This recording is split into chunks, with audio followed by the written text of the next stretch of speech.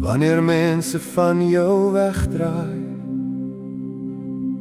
en die donker om jou kom en die seer van hulle woorde diep in jou hart kom woon, wanneer lens in jou ore fluister en elke deur sluit toe, onthou die Here se belofte, hy bly altyd by jou.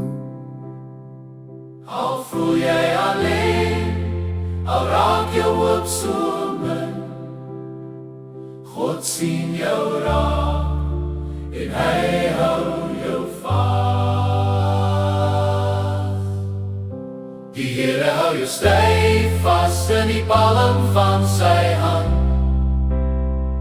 met 'n liefde groter as die sterre en die son.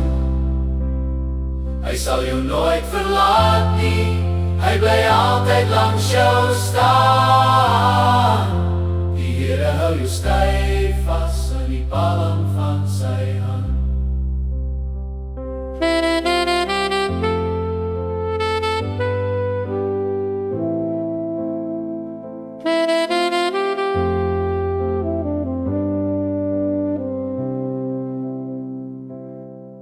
As jy deur mense verwerp voel of eenkant gelaat word op 'n eiland van twyfel in die donker gewerp, maar hy is jou veilige skuilplek, jou vesting sterk en groot, in die warmte van sy genade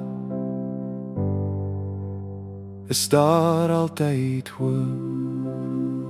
Lig jou kop weer op, laat die Heilige Gees jou vul.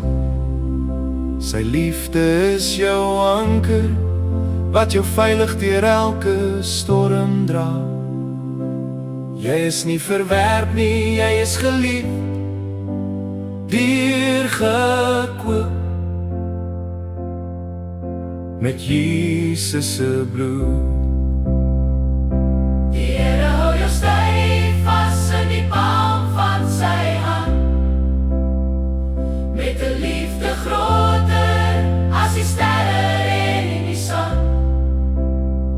Hy sal jou nooit verlaat nie, hy sal jou nooit laat gaan.